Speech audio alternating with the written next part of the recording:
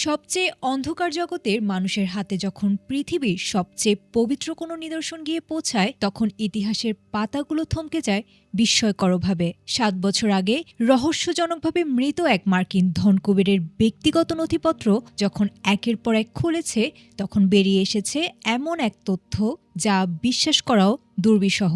মক্কার মরুভূমি থেকে শুরু হয়ে দুবাইয়ের অভিজাত পাড়া হয়ে সেই গল্পের শেষ হয়েছে আটলান্টিকের এক নির্জন দ্বীপে, যেখানে ঠাঁই পেয়েছিল কোটি কোটি মানুষের চোখের পানি আর প্রার্থনার সাক্ষী হয়ে থাকা এক খণ্ড পবিত্র বস্ত্র। যুক্তরাষ্ট্রের বিচার বিভাগ সম্প্রতি প্রকাশ করেছে কুখ্যাত যৌন অপরাধী জেফ্রি অ্যাপস্টেইনের গোপন নথিপত্রের নতুন কিস্তি। সেখানেই উঠে এসেছে পবিত্র কাবার গিলাফ বা কিসওয়া পাচারের চমকপ্রদ তথ্য। ২০১৭ সালের ইমেল থেকে জানা গেছে, সংযুক্ত আরব আমিরাতের ব্যবসায়ী আজিজা আল আহমাদি ও আবদুল্লাহ আল মারি নামে এক ব্যক্তি মিলে অ্যাপস্টেইনের কাছে পাঠিয়েছিলেন কাবার ৩টি মহামূল্যবান কাপড়ের টুকরো। মিডল ইস্ট আইয়ের তথ্যমতে ব্রিটিশ এয়ারওয়েজের কার্গো বিমানে করে সৌদি আরব থেকে ফ্লোরিডায় পাঠানো এই চালানে ছিল কাবার ভেতরের অংশের কাপড়, ব্যবহৃত বাইরের আবরণ এবং একই উপাদানে তৈরি একটি অব্যবহৃত অংশ।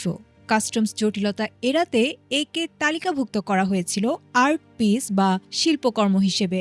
সেই সময় অ্যাপস্টেইন নিবন্ধিত ছিলেন একজন সাজাপ্রাপ্ত যৌন অপরাধী হিসেবে। একটি ইমেইলে আজিজা আহমাদি সরাসরি অ্যাপস্টেইনকে এই কাপড়ের গুরুত্ব বুঝিয়ে লিখেছিলেন, এটি অন্তত ১ কোটি মুসলিমের স্পর্শধন্য। সুন্নি ও শিয়া নির্বিশেষে মানুষ কাবা তাওয়াফের সময় তাদের কান্না, প্রার্থনা ও আশা এই কাপড়ে সঁপে দেন।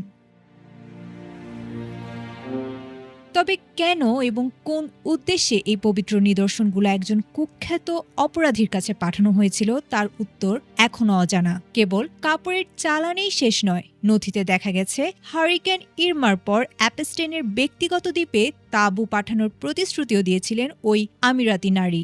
এমনকি অ্যাপস্টেইনের দীর্ঘদিনের সহকারী লেসলি গ্রফ তাকে একটি ডিএনএ পরীক্ষার কিটও পাঠিয়েছিলেন।